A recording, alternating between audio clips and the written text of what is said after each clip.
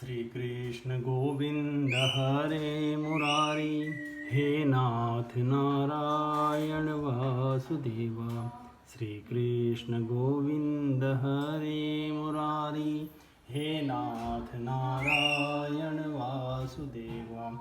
हे नाथ नारायण वासुदेवा, हे नाथ नारायण वासुदेवा। श्रीमद्भागवत पंचम स्कंद अथ द्वादशोऽध्याय। रहुगण का प्रश्न और भरत जी का समाधान। रहुगण उवाच, नमो नमः कारण विग्रहाय स्वरूप तुच्छीकृत विग्रहाय, नमो अवधूत द्विज बंधुलिंग निगूढ़ नित्यानुभवाय तुभ्यं। ज्वरामयार्तस्य यदागदं सत् निदाघदस्य यथा हिमाम्भ, कुटेहमाना हि विदष्टदृष्टे, ब्रह्मन् वचस्ते अमृतम् औषधं मे।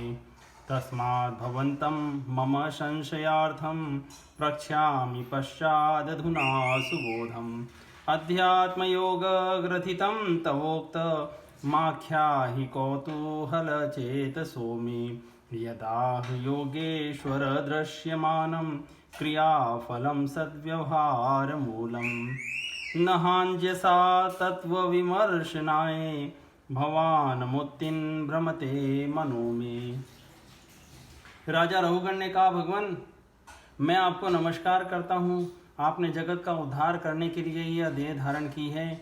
योगेश्वर, अपने परमानंद स्वरूप का अनुभव करके आप इस स्थूल शरीर से उदासीन हो गए हैं तथा एक जड़ ब्राह्मण के वेश से अपने को नित्य ज्ञान में स्वरूप को जनसाधारण की दृष्टि से ओझल किए हुए हैं। मैं आपको बार बार नमस्कार करता हूँ।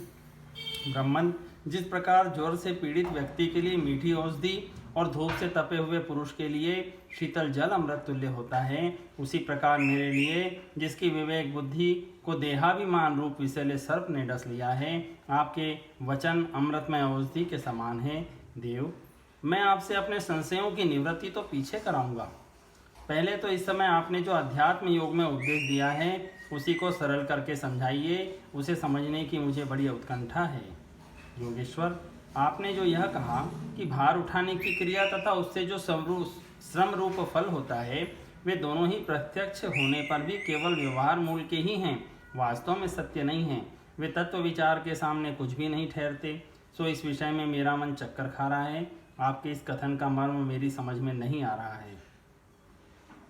ब्राह्मणोवाच, अयं जनो नाम चलन पृथिव्यां, यः पार्थिव कस्य हेतुः, तस्यापि चाङ्घ्रयोरधिगुल्फजङ्घा, जानुर्मध्योरशिरोधरांसा।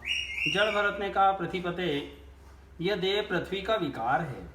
पाषाण आदि से इसका क्या भेद है? जब यह किसी कारण से पृथ्वी पर चलने लगता है तब इसके भारवाही आदि नाम पड़ जाते हैं। इसके दो चरण हैं, उनके ऊपर क्रमशः टखने, घुटने, पिंडली, कमर, जांग, वक्षस्थल, गर्दन और कंधे आदि अंग हैं।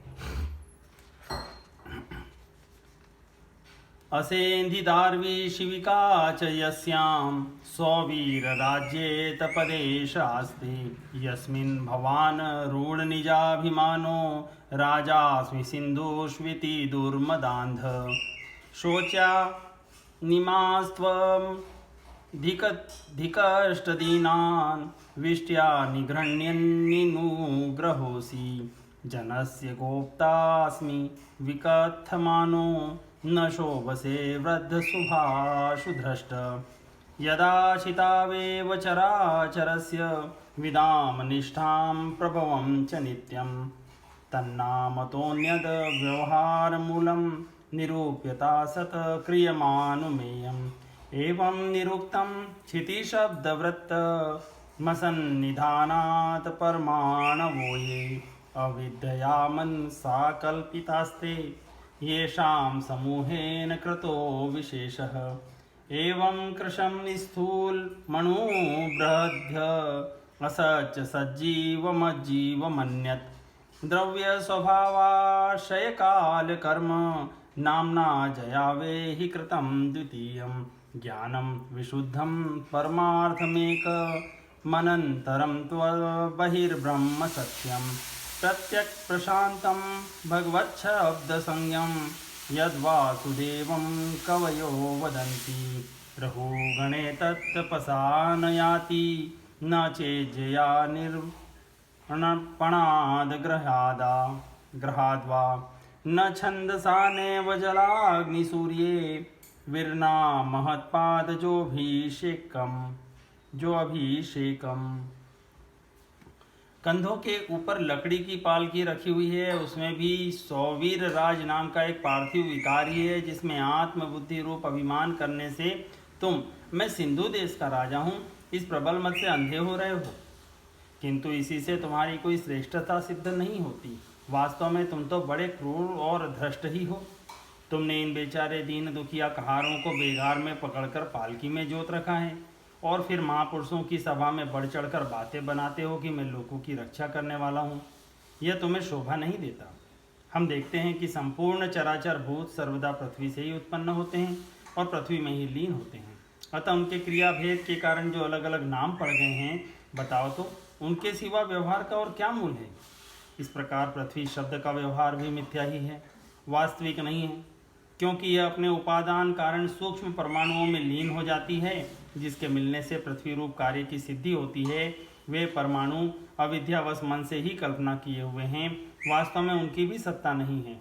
इस प्रकार और भी जो कुछ पतला मोटा छोटा बड़ा कार्य कारण तथा चेतन और अचेतन आदि गुणों से युक्त द्वैत प्रपंच है, उसे विद्रव्य स्वभाव आशय काल और कर्म आदि नामों वाली भगवान की माया का ही कार्य समझो। विशुद्ध परमार्थ रूप अद्वितीय और भीतर बाहर के भेद से रहित परिपूर्ण ज्ञान ही सत्य वस्तु है।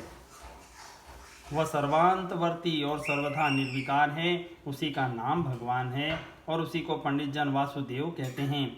रहुगण, महापुरुषों के चरणों की धूलि से अपने को नहलाए बिना केवल तप यज्ञादि वैदिक कर्म अन्नादि के दान, अतिथि सेवा, दीन सेवा आदि गृहस्थोचित धर्मानुष्ठान, वेदाध्ययन अथवा जल अग्नि या सूर्य की उपासना आदि किसी भी साधन से यह परमात्मा ज्ञान प्राप्त नहीं हो सकता। यत्रोत्तम श्लोक गुणानुवाद प्रस्तूयते ग्राम्य कथा विघातः निषेव्यमानोऽनुदिनं मुमुक्षो रुमति सतीं यच्छति वासुदेवे। अहं पुरा भरतो नाम राजा विमुक्त दृष्ट श्रुत संग बंध आराधनं भगवतैर्हमानो ईहमानो मृगो भवं मृगसंगाद दधातार्थ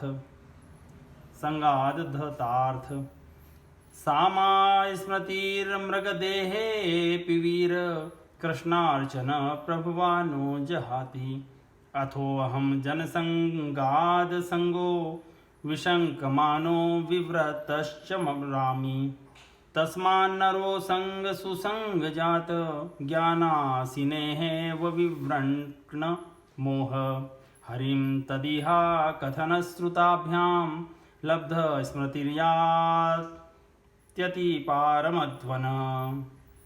इसका कारण यह है कि महापुरुषों के समाज में सदा पवित्र कीर्ति श्री हरि के गुणों की चर्चा होती रहती है, जिससे विषय वार्ता तो पास ही नहीं फटकने पाती, और जब भगवत कथा का नित्य प्रति सेवन किया जाता है तब वह मोक्षाकांक्षी पुरुष की शुद्ध बुद्धि को भगवान वासुदेव में लगा देती है।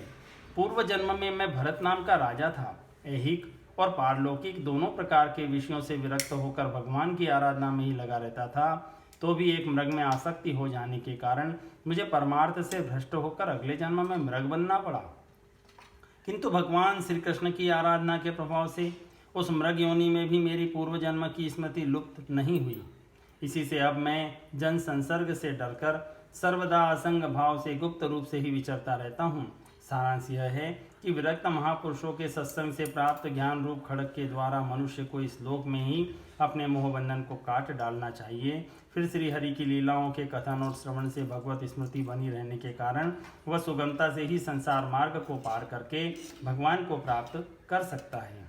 इति श्रीमद्भागवते महापुराणे पारमहंस्यां संहितायां पंचम स्कंदे ब्राह्मण रघुगण संवादे द्वादशोऽध्याये सम्पूर्णम्।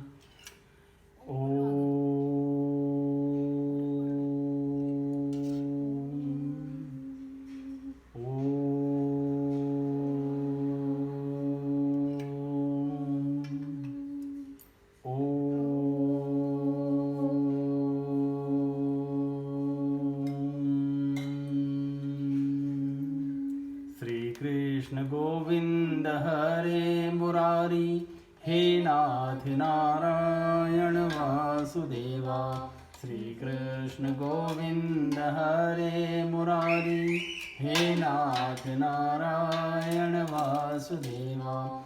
हे नाथ नारायण वासुदेवा, हे नाथ नारायण वासुदेवा।